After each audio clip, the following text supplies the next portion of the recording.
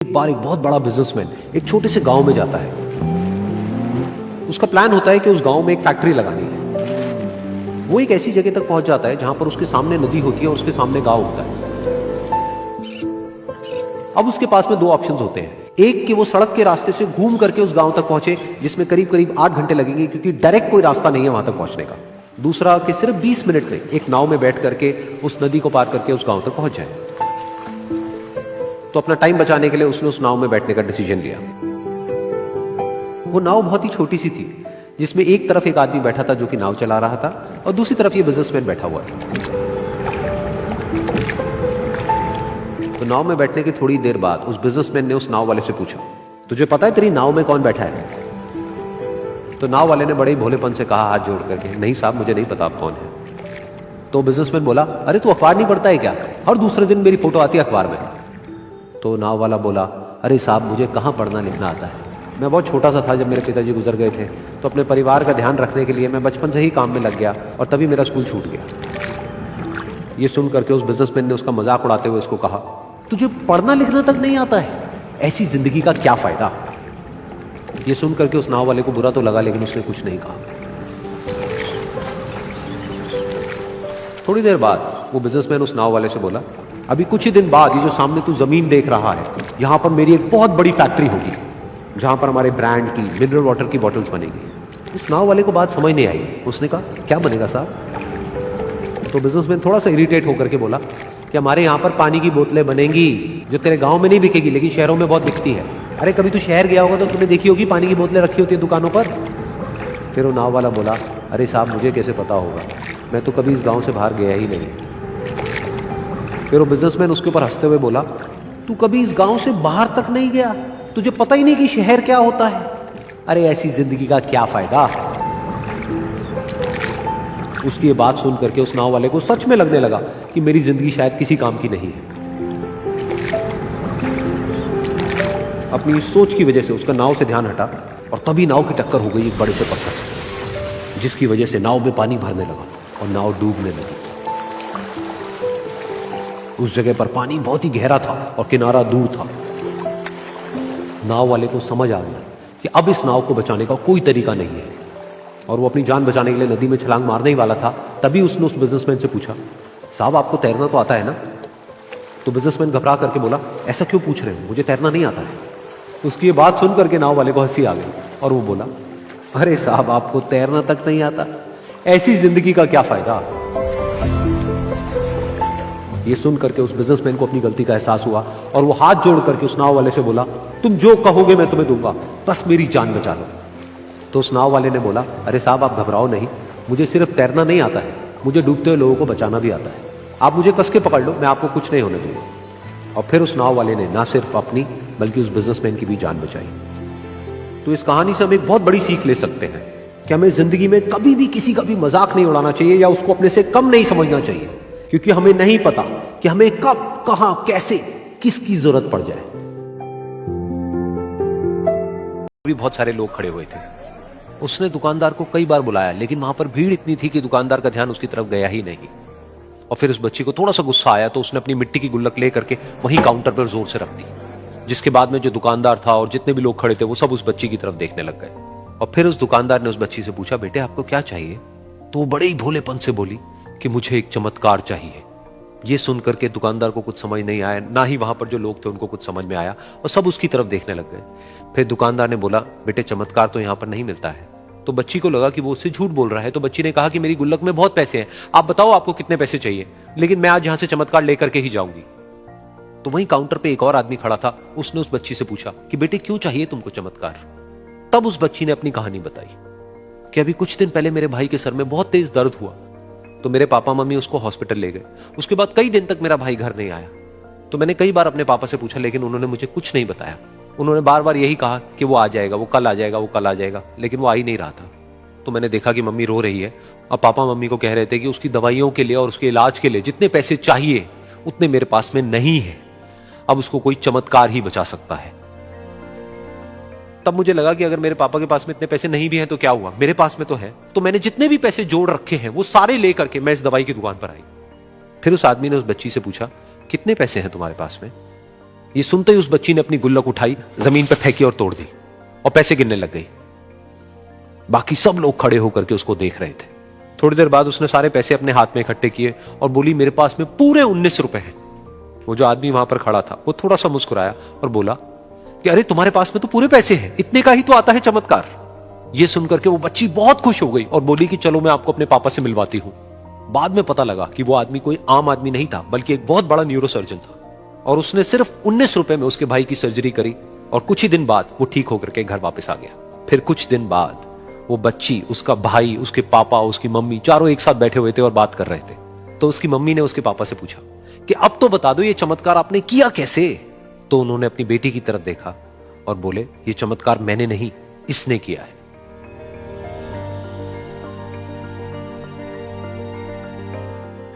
तो यहां पर एक बहुत बड़ी बात है जो हम उस छोटी सी बच्ची से सीख सकते हैं कि जिंदगी में कभी कभी ऐसा होता है कि हमको कोई रास्ता नजर नहीं आ रहा होता है और हम लोग हिम्मत हार जाते हैं। तब हमारे अंदर एक बच्चा होता है जो कोशिश करने से कभी भी पीछे नहीं हटता है। वो हार मानने को तैयार नहीं होता है क्योंकि उसको ना शब्द समझ नहीं आता है। वो बच्चा जिसके लिए कुछ भी नामुमकिन नहीं है, क्योंकि वो हर हाल में कोशिश करता ही रहता है। दो किसान होते थे एक गांव में, एक जैसा काम करते थे। दोनों मरे भगवान के पास गए। वहां गए, जा करके भगवान ने बोला कि हाँ बेटा, अब तुम्हें अब क्या बनना है, क्या चाहिए तुम। तो एक किसान बहुत फ्रस्ट्रेटेड, गुस्से में भगवान से बोला कि भगवान क्या घटिया जिंदगी दी थी आपने मुझे, कुछ भी नहीं था मेरे पास में, कुछ भी। देखो मेरी आपने क्या हालत बना दी थी। पूरी जिंदगी बस उस बैल की तरह मैं काम करता रहा। जो भी पैसा कमाता था वो आता था, कोई ना कोई मेरे से लेके चला जाता था, मेरे हाथ में कुछ नहीं आया। तो भगवान इस जन्म में कुछ ऐसा कर दो कि मुझे ना किसी को कुछ देना ना पड़े, बस मुझे पैसा मिले, हर तरफ से मिले। भगवान ने कहा तथास्तु, जा बेटा। दूसरा आया, उसको बोला हाँ भाई तुझे क्या चाहिए। कहता भगवान आपने मुझे इतना कुछ दिया कि मैं आपसे क्या मांगू। मेरे को एक अच्छा परिवार दिया था, अच्छा खासा मेरे को काम दिया था, अच्छा गांव था, खाने की कभी कोई कमी नहीं हुई, कभी मैं भूखा नहीं सोया। बस एक ही कमी रह गई मेरी जिंदगी में, मेरे दरवाजे पे ना कई बार कुछ भूखे लोग आते थे कुछ मांगने के लिए। बस कुछ ऐसा कर दो कि मेरे दरवाजे से कोई भूखा ना जाए।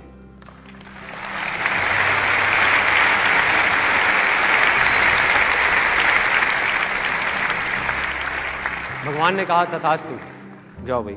दोनों का जन्म हुआ उसी गांव में, दोनों बड़े हुए।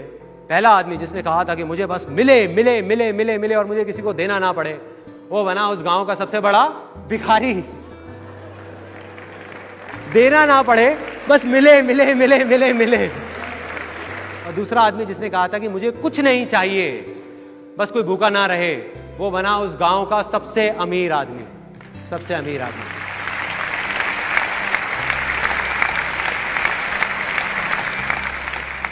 सिंपल है, अगर आप हंसते रहना चाहते हो उसका सिर्फ एक ही तरीका है, हंसी दो।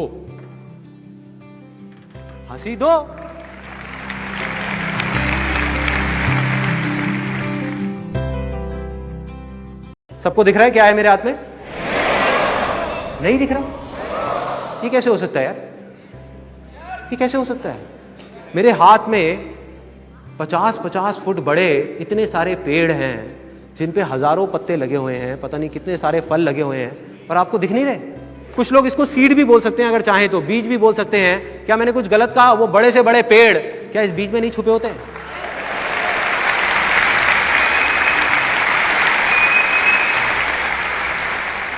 छुपा है, दिख नहीं रहा है।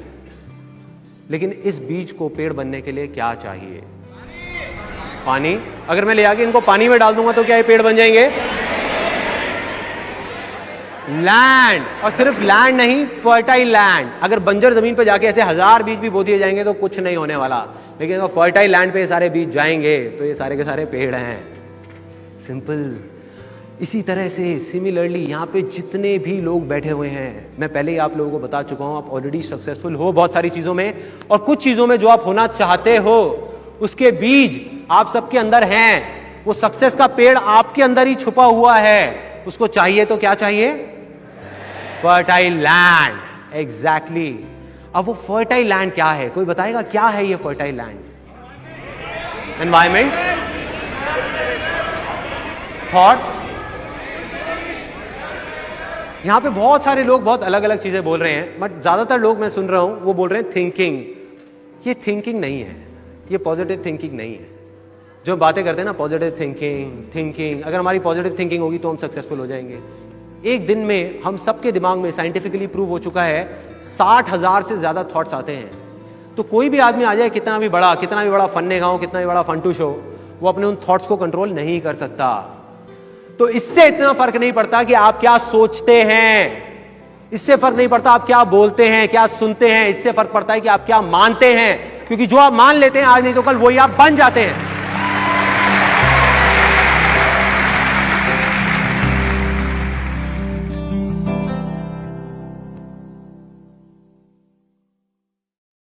आप में से कितने लोग हैं जिनको गुस्सा आता है? सबको आता है। जिनको बहुत गुस्सा आता है, ऐसे कितने लोग हैं जिनको बहुत गुस्सा आता है? अब जो मैं बोलने वाला हूं ना, उसको ध्यान से सुनना। जिन लोगों ने भी अभी अभी अपना हाथ ऊपर किया और बोला कि मुझे गुस्सा आता है, सब झूठ, सब बकवास, कोई गुस्सा नहीं आता आप लोगों को। आप लोग जानबूझ करके, एक्सेप्ट करना है इसको, सुनना है ध्यान से, आप लोग जानबूझ करके, सोच समझ करके, अपनी मर्जी से गुस्सा करते हो। गुस्सा कोई टॉयलेट नहीं है जो आता है, मुझे सुसु आता है, तो उसमें आपका कोई कंट्रोल नहीं है कि भैया टॉयलेट आया तो करना ही पड़ेगा, उसको रोक नहीं सकते। तो गुस्सा क्या है? ये डांस के जैसा है भाई। कभी आप कहते हो कि मुझे डांस आया है? डांस आया है, डांस आप करते हो। आपका मन करे तो आप डांस करो, मन करे 10 घंटे करो, मन करे रुक जाओ, मन करे फिर करो, मन करे ना करो, मन करे कभी ना करो। आप में से कितने लोग जॉब करते हैं? तो आप जहां पर भी जॉब करते हैं, क्या कभी आपके साथ में कुछ ऐसा हुआ है? क्या नाम है आपका? जय। तो जय भाई, कभी आपके साथ में ऐसा कुछ हुआ है कि आपके जो बॉस है, उन्होंने बिना बात पे, किसी वजह से उनका मूड खराब था घर पे, या किसी भी वजह से बिजनेस में कोई प्रॉब्लम चल रही थी, बिना बात के, आपकी बिना किसी गलती के जबरदस्ती आकर के आपको डांट दिया? कई बार हुआ है, और बहुत लोगों के साथ तो रोज होता होगा। रोज होता है कि बॉस के घर में कोई प्रॉब्लम हो गई, उसका कुत्ता मर गया, आकर के सारा गुस्सा आपके ऊपर निकाल दिया। होता है, सबके साथ होता है। तो मुझे एक बात बताओ कि जब आपके साथ में ये होता है, तो क्या आप जा करके उस बॉस को मारने लग जाते हो, पीटने लग जाते हो? अपनी आंखें लाल करके उसको उंगली दिखा करके बोलते हो कि आज के बाद ये दोबारा नहीं होना चाहिए, खबरदार? कोई भी है जो ऐसा करता है? एनीबडी? कोई नहीं करता। तो क्या करते हैं उस समय? हम चुपचाप मुंह नीचे करके खड़े रहते हैं और उसकी सारी बातें सुनते रहते हैं बड़े ही प्यार से। यही करते हैं। अब दूसरी तरफ देखो, हम घर में हैं, और आप में से कितने लोग मैरिड हैं जिनके 2 बच्चे या 3 बच्चे या 10 बच्चे या 20 बच्चे हैं? 2 बच्चे, दो। तो आप अपने घर में बैठे हो, आराम से टीवी देख रहे हो, आपका जो छोटा वाला बच्चा है वो रोता रोता आपके सामने आया कि पापा वो भैया ने मुझे मारा। उस वक्त आप क्या करते हो?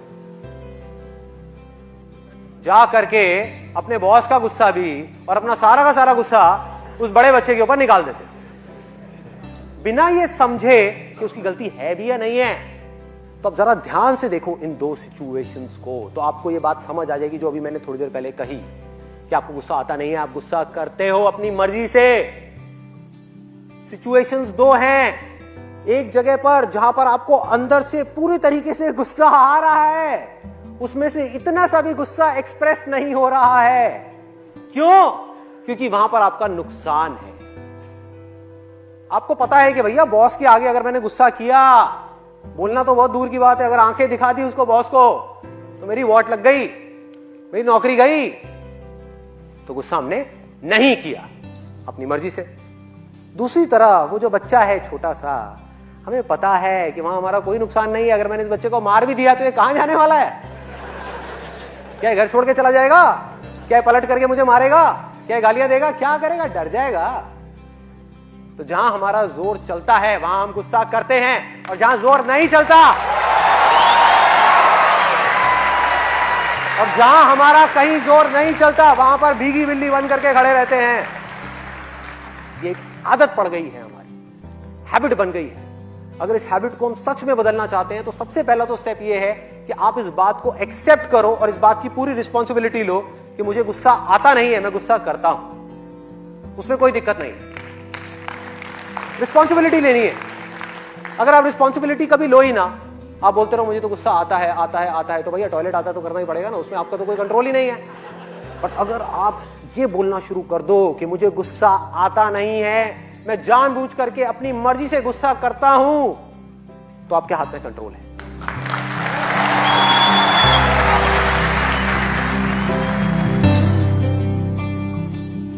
अब से मेरी जो भी नई वीडियोस हैं वो मेरे नए चैनल पर अपलोड होगी। इनफैक्ट मैं अपनी जो अपलोडिंग की स्पीड है उसको थोड़ा सा बढ़ाने वाला हूं, यानी कि अब हर मंडे, वेडनेसडे और फ्राइडे दो नई वीडियोस अपलोड होंगी। और मेरा ये जो नया चैनल है ये ना तो यूट्यूब पर है ना किसी और प्लेटफॉर्म पर है। इनफैक्ट पिछले कुछ दिनों में मैंने और मेरी टीम ने दिन रात लग करके अपना खुद का एक प्लेटफॉर्म क्रिएट कर दिया है। एक ऐसा प्लेटफॉर्म जहां पर किसी भी तरह की कोई एडवर्टाइजिंग नहीं होगी और आपको सब्सक्रिप्शन के नाम पर ₹1 भी देने की जरूरत नहीं है। That's going to be 100% free from advertising and subscription and all kinds of sponsorships and promotions of all kinds. यानी कि मेरे उस चैनल पर किसी भी तरह की कोई भी डिस्ट्रैक्शन नहीं होगी, किसी तरह की कोई आर्टिफिशियल इंटेलिजेंस पीछे से ऑपरेट नहीं कर रही होगी जो कि आपके बिहेवियर को समझ करके आपको एडिक्ट बनाने की कोशिश करेगी। ऐसा कुछ भी नहीं होगा उस प्लेटफॉर्म पर। मेरे चैनल का नाम है SMTV और ऑलरेडी उस पर 4 वीडियोस अपलोड हो चुकी हैं। और अगर आप उसको एक्सेस करना चाहते हैं तो बहुत ही आसान है, जैसे मैं हमेशा कहता हूं आसान है। आपको क्या करना है, अपने किसी भी ब्राउजर में जाकर के टाइप करना है sandeepmaheshwari.tv और आप जब चाहे जहां चाहे उसको अपने किसी भी डिवाइस से एक्सेस कर सकते हैं। उसमें हमने काउंटडाउन भी दे दिया है ताकि आपको एग्जैक्ट पता लग जाएगा कि अगली वीडियो कब अपलोड होने वाली है। तो आप उस दिन उस टाइम पर वो वीडियोस आकर के देख सकते हैं। नहीं तो कहानी है 2 दोस्तों की और उनकी दोस्ती की शुरुआत हुई थी अभी कुछ दिन पहले हॉस्पिटल के कमरे से, जहां पर वो दोनों एडमिट थे। तो दोनों में से जो एक था उसको अभी कुछ दिन पहले एक पैरालिसिस का अटैक आया था, जिसकी वजह से गर्दन के नीचे की उसकी पूरी बॉडी पैरालाइज हो गई थी और वो अपनी एक उंगली तक नहीं हिला सकता था। और पूरे दिन जो भी नर्स उसके पास में आती वो उसको एक ही बात कहता कि मुझे कोई ऐसा इंजेक्शन दे दो जिससे कि मैं मर जाऊं, अब मैं और जीना नहीं चाहता, ऐसी जिंदगी का मैं क्या करूंगा। तो उसका जो दोस्त था उस कमरे में, क्योंकि वो चल फिर सकता था, तो रोज सुबह और रोज शाम को उस कमरे में एक खिड़की थी उसके पास में जाकर के खड़ा हो जाता और अपने दोस्त को बताता कि उस खिड़की के बाहर क्या चल रहा है। बिल्कुल नीला आसमान है, सफेद बादल है, हल्की हल्की हवा चल रही है और कुछ पंछी उड़ रहे हैं। एक बहुत ही सुंदर बीच है जहां पर कुछ बच्चे मिट्टी के घरौंदे बना रहे हैं। कुछ लोग हैं जो वहां पर बैठे हुए बस समुद्र की लहरों को देख रहे हैं। कुछ लोग जॉगिंग कर रहे हैं, कोई एक्सरसाइज कर रहा है, कोई पतंग उड़ा रहा है। वहां पर एक आइसक्रीम की स्टॉल है जहां पर कुछ लोग आकर के आइसक्रीम खा रहे हैं। और सनसेट के टाइम पे जो पानी है वो पूरा गोल्डन हो जाता है और चमकने लगता है। तो शुरू में तो जब उसने वो सब बताना शुरू किया तो उसके दोस्त के ऊपर ज्यादा असर नहीं हुआ, लेकिन धीरे धीरे उसके अंदर जीने की चाह जागने लगी। अब वो सुबह का इंतजार करने लगा कि जल्दी से सुबह हो और मेरा दोस्त मुझे बताए कि आज यहां पर क्या हो रहा है। कुछ दिन तक ऐसे ही चलता रहा। फिर एक दिन जब वो सुबह उठा तो उसने देखा कि सामने वाला बेड खाली है। फिर उसने नर्स को बुलाया और उससे पूछा कि क्या वो डिस्चार्ज हो गया है। तो नर्स ने कहा कि आपको तो उन्होंने बताया होगा, उनके पास कुछ ही दिन बाकी थे और कल रात को ही उनकी डेथ हो गई है। ये सुन करके उसके अंदर की उम्मीद पूरी तरह से टूट गई, क्योंकि सिर्फ उसका दोस्त ही था जिसने उसको बाहर की दुनिया से जोड़ा हुआ था, जिसकी वजह से वो जान पाता था कि बाहर क्या हो रहा है और ये दुनिया कितनी खूबसूरत है। तो कुछ दिन तक तो वो रोता रहा और उसने जीने की चाह छोड़ दी। लेकिन दूसरी ही तरफ से उसके अंदर कहीं ना कहीं एक नई चाह पैदा हुई कि काश मरने से पहले एक बार मैं खुद अपनी आंखों से देखूं इस खिड़की के बाहर कि ये दुनिया कैसी है। जैसे जैसे उसकी ये चाह बढ़ने लगी, उसको अपने अंदर एक अजीब सी एनर्जी महसूस होने लगी। और फिर एक दिन उसने अपनी पूरी ताकत लगा दी और किसी तरीके से वो बेड से नीचे गिरा और पकड़ पकड़ करके किसी तरह से उस खिड़की तक पहुंचा। फिर उस खिड़की को पकड़ करके वो खड़ा हुआ और खिड़की के बाहर देख लिया। लेकिन खिड़की के बाहर देखते ही वो गुस्से से भर गया। उसने जोर से नर्स को आवाज लगाई और जैसे ही नर्स आई उसने नर्स से पूछा, ये तुमने क्या किया, ये खिड़की के बाहर काली दीवार क्यों खड़ी कर दी। तो नर्स को समझ नहीं आया वो क्या बोल रहा है। वो बोली कि मुझे 5 साल हो गए हैं यहां पर, जब से मैं आई हूं तब से तो ये काली दीवार यहां पर है। तब जाकर के उसको समझ आया कि उसका वो दोस्त उससे झूठ बोल रहा था। और उसने नर्स से पूछा, अगर ये काली दीवार पिछले 5 साल से यहां पर है तो मेरे दोस्त ने मुझसे झूठ क्यों कहा। तो नर्स थोड़ा सा मुस्कुराई और बोली कि मैं ये तो नहीं जानती कि उन्होंने आपसे झूठ क्यों कहा, लेकिन मैं इतना जरूर जानती हूं कि जो भी कुछ उन्होंने आपसे कहा उसी वजह से आप अभी अपने पैरों पर खड़े हैं।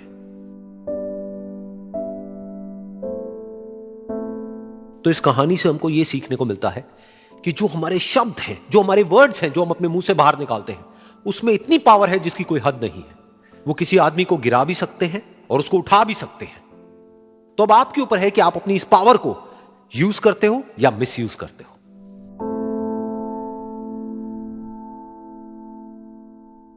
You know what? Living on your own money is hard. Living on your family's money is hard. Single is hard. Relationship is hard. Fit is hard. Obesity is hard. Job is hard. Starting your own business is hard. Communication is hard. Not being able to communicate is hard. Independent is hard. Being dependent is hard. Everything in life is hard. Nothing is easy. But the best thing is you can choose your hard. So choose wisely because nothing comes easy. You need to decide what is the hard that you want to choose. And that's the best part about life. If you speak too much, they'll say you're cheap. If you don't speak as much, they'll say you have an attitude. If you speak just as much as is required, they'll say you're mean, matlabi. Whatever you do, they'll always say something. Don't allow what they'll say to define your life.